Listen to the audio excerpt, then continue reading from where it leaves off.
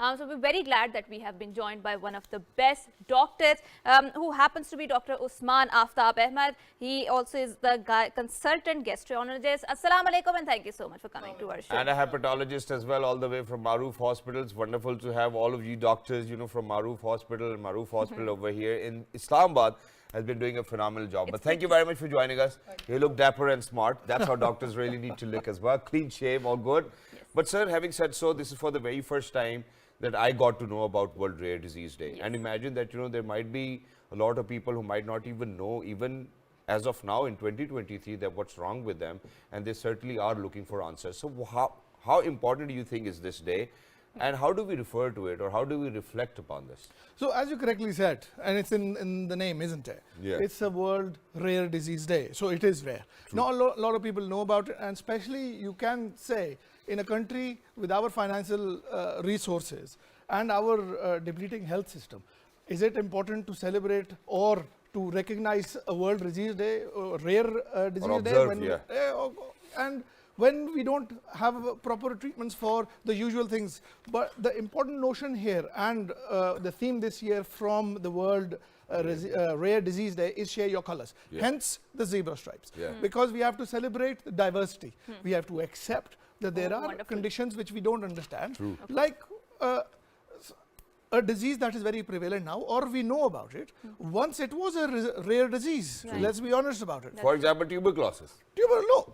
Simple things like the first vaccine when it came out for smallpox all centuries ago, it was a rare disease. Still date, 1 in 5 cancers that people get is a rare disease. Okay. So this is why the reason for organizing and observing these days is to make people more comfortable. So if we can't get the exact treatment for that, it becomes a rare, right? This is how we categorize it. So the category, there are different definitions, but what the WHO and all the international societies take it as a rare disease is a disease that is prevalence is less than 1%, 1 in 2,000 people. Yeah. Okay. So even by that definition, not a lot of diseases are, yes, exactly. Yeah. The fact that it makes them rare is because the rare diagnosis is not very common. We don't have tests up till yet.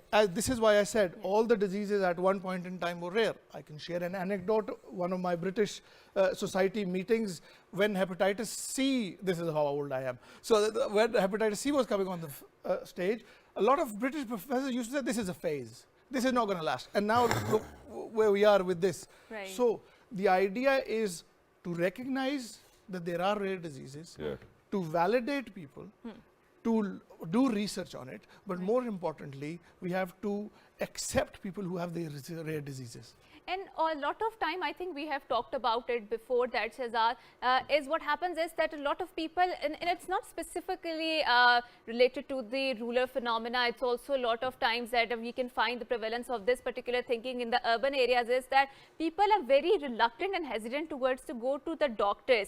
Rather, they would prefer going towards the fake spiritual healers or the quacks, and they fall into the wrong hands and they could not make a correct diagnosis, obviously, because they're not the experts in the first place, right? And there's this misconception with their side, their religious belief that Allah ne zindagi itti likhi hai, and what is destined for us will happen regardless of whatever the efforts we make, right? So Dr. Saab, you are the expert in this field. So if someone with such sort of thinking comes to you, how do you correct that fallacy and make sure that the medicine is accessible to that person? The first problem is, I think a lot of people, yes, it's very easy for us to say, sitting in urban areas, oh yeah, rural people act this way. True. I think part of the problem is they are disillusioned by the health sector in a general. Okay. So the problem happens is because it's a privately funded health system in general in Pakistan, everything is costing a patient money. The problem with the rare diseases or these novel diseases, let's put it that way, is that one, by the time you get to their specific diagnosis, patient has spent a lot of money. True. So now this becomes a problem for them for a limited resources family. The other problem becomes is because most of these diseases that we are talking about them today are neurological or they are not well researched at the moment. So they don't present like somebody won't walk in my door and say, I'll say, yes, this is that. True. So it's not going to be that. So that's why it's causing money. The problem becomes first of all, the first thing that a family member or some elder in the village would say, this is voodoo. That's true. Or black magic. That's like psychiatric problems up till a century ago were all black magic. That's true. This is saya or call whatever. Exactly. That's the problem. Because they go through these systems a lot, it's very difficult for the health sector and for the patient itself to come out of that zone. That's true. And this, I agree with you, this becomes a bit difficult. I think patient-centered care is probably important. Validating for, and this is not just Pakistan. I can tell you by my work abroad as well, the single most important thing the patient wants is validation. That I don't think the symptoms are fake. Exactly. And sir, in addition to that, okay, so what I would want to do is that, let's be Pakistan specific now, because imagine that over here, you've rightfully mentioned that, we cannot, most of the times, the people are not diagnosed as they should have been. And unfortunately, I've been sharing this story with our viewers as well, that post-pandemic, there was this condition with babies as well, which we call the multi-inflammatory syndrome, and not a lot of people knew about it. So I went to the doctor, and for a couple of days, they kept on testing my baby girl, and they certainly didn't come up with any diagnosis. And then, they had to call in a lot of professors, they came in and they were like, okay, it's a multi-inflammatory syndrome, and only then we can target it, because he said that, I do not even know where the enemy is, so how can I help? So imagine that, how do you think that we can actually kind of help people who might have a rare disease? How will they be diagnosed in the first place? And then having said so, because I said that it's going to be Pakistan specific, we hardly have any research facility. For all of these blood tests or, for all of these testing we do, we get all of these machinery from outside. There's zero research that we put into it, so hardly it's going to come down to a Panadol or an Arinac Fort and, just take it and go back home. I think the first thing that we can do for a nation who's got limited resources for health sector, and let's be honest about it, about other development projects as well, I think it's acceptance. Okay. Because still you see a lot of people roaming in the community who have a disease. I'm not going to go into semantics of what specific disease it is, because there are about 160 or something on the charter of this forum. So, and some are really difficult, like water allergies and foreign accent syndromes, and I'm not talking about them. Right. All I'm saying is we as a nation has to start accepting people. This is where the zebra stripes comes in. Yes. This is where the theme of the day comes in, share your colors. Okay. That we accept people. You rightly said we don't have research facilities. I think the single most thing we can do is start a patient registry, which is just documenting. Because yes, we might not be able to help that particular patient, but it might be able to help future patients who come across. And just to give you a small example, there is a disease called celiac disease, which is wheat intolerance. It's not rare. Okay. It's common in the world. It's not very prevalent in Pakistan. Okay. Why it's not prevalent in Pakistan?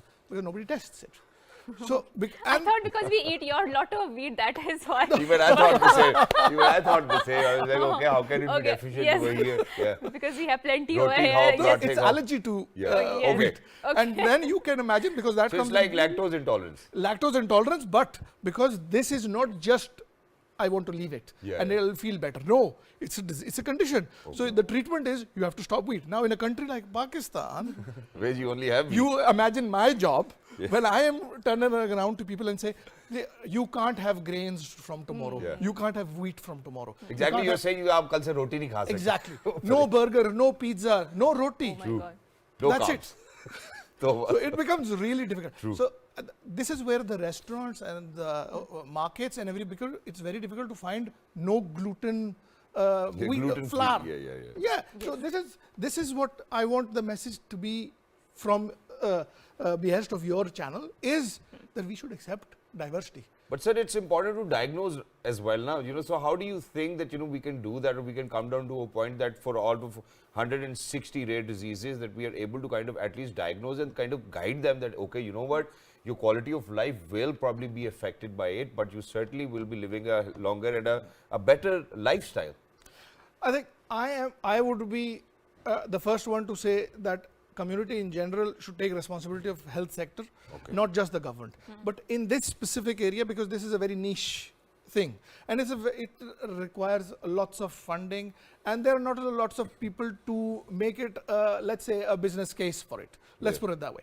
But what I would hope that happens is the government, which they are already doing, to establish center of excellences. This has to be more centralized. This can't be, you can't open a small center in every small city. It has to come to a bigger urban center. True. And let's talk about obesity, because I do feel that obesity is a very pertinent problem, especially in Pakistan, and it thrives side by side the poverty, and which is very perplexing in the first place to grab the entire concept, because in the UK and in the West there is a general debate, and I think they have put the sweetness taxes on it, especially on these fizzy drinks, the carbonated drinks, in order to avoid that. And I think in general they have a more the element of the mobility in their lifestyles, because usually you would find they're putting on the joggers and they're walking on the trams, because we don't find that culture here in Pakistan. So Dr. Saab, how can we... And yet we do not have any taxes, God forbid, you know, if we are to see around as well on alcohol, you know, so we will have taxes on sweeteners and whatnot, but there are no taxes on alcohol. Wow. And so how can we curtail the menace of obesity in Pakistan? Well, first of all, obesity is not rare. So let's put it that way. Let's just clear this out. So it's not rare. The problem with obesity is more in eating habits. It's very easy to say, look, I'm overweight, I understand it. The first thing is acceptance. A lot of people have problem accepting it. The next step is what you have to do about it.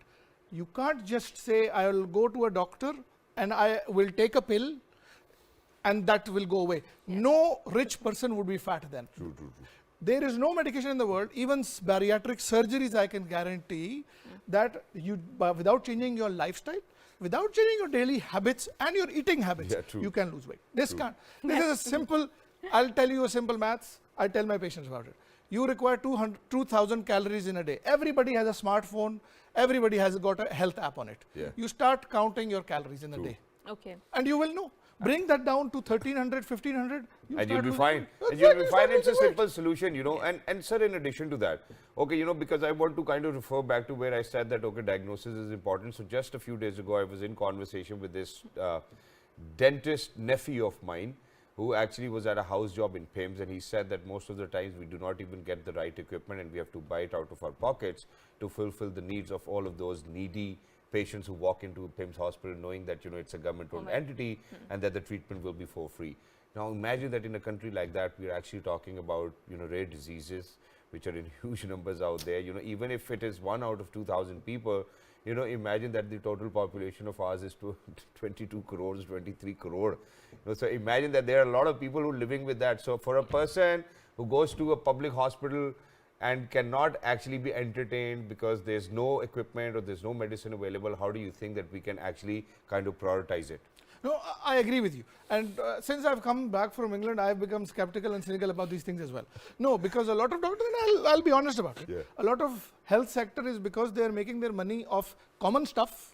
We don't want to indulge ourselves into some difficult or novel or niche. Exactly. I think this is where the governments have to step in.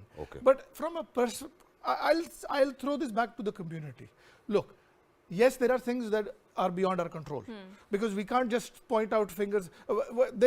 Nobody can print dollars and just say, yeah, we'll throw billions of dollars on health sector. The reason we are talking about the Western world is they have hundreds of billions of dollars and pounds on their health sector invested. So we're not going to match this. What we can do as a community is just be inclusive. People who have these problems, we just have to validate them. I think that is, as a community, my message to your viewers would be, don't just shun them out. That's true. Yes, doctor fraternity has the responsibility to start diagnosing them or at least guide him in a certain way. And from doctor point of view, I think it is very important to develop this habit is doctors should say, I can't do this. Exactly. Go somewhere else.